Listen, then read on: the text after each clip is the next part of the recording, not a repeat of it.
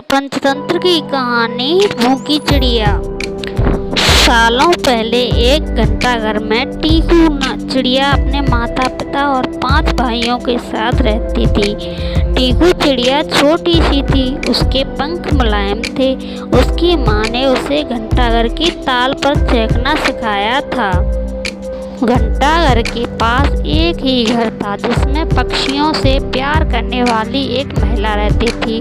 वह टीकू चिड़िया और उसके परिवार के लिए रोज रोटी का एक टुकड़ा डालती थी। एक दिन वह बीमार पड़ गई और उसकी मौत हो गई। टीकू चिड़िया और उसका पूरा परिवार उस औरत के खाने पर निर्भर था। अब उसके पास खाने के लिए कुछ नहीं था और ना ही वे अपने लिए खाने जुटाने के लिए कुछ करते थे।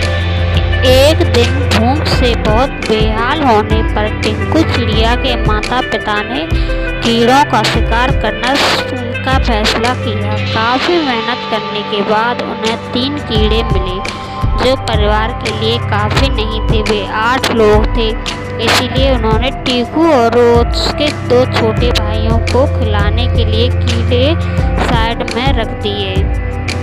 इधर खाने की तलाश में भटक रही टीकू, उसके भाई और उसकी माँ ने एक घर की खिड़की में चोंच मारी ताकि कुछ मिल जाए, लेकिन कुछ नहीं मिला।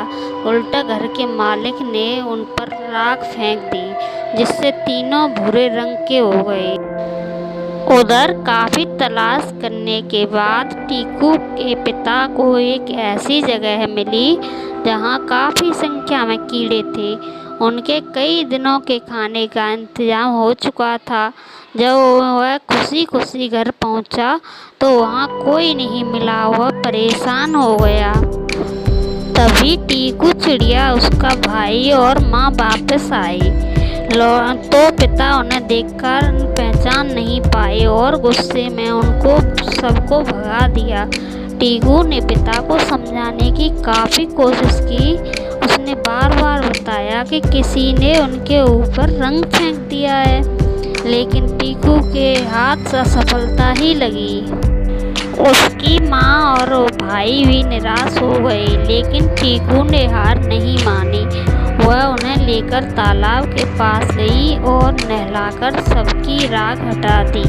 तीनों अब अपने पुराने रूप में आ गए। अब टीकू के पिता ने भी उन्हें पहचान लिया और माफ़ी मांगी। अब सब मिलकर खुशी खुशी एक साथ रहने लगे। उनके पास खाने की भी कमी नहीं रही। कहानी से सीख मिलती है, कभी भी किसी पर पूरी तरह निर्भर नहीं रहना चाहिए। इंसान को खुद मेहनत करके अपनी ज़रूरत की चीज़ों को जुटाना चाहिए।